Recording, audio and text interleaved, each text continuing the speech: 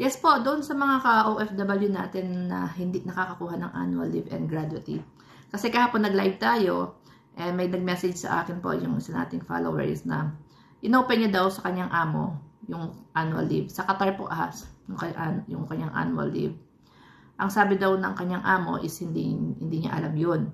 And tinanong po ng amo, yung agency, kung meron bang annual leave ang kanyang domestic helper. Ang sabi daw ng agency is wala, hindi daw totoo yun.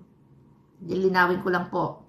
Lahat po ng isinishare ko sa inyo is binabasa ko po sa sa labor law ng UAE, ng Qatar, ng Kuwait, ng Saudi. Sinishare ko lang po sa inyo. Hindi ko po yung katang-isip o kwento-kwento.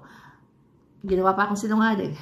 Alam niyo po, kapag po kayo ay nasa ibang bansa, especially dito sa Middle East, hindi ka pwede basta magbigay ng maling impormasyon.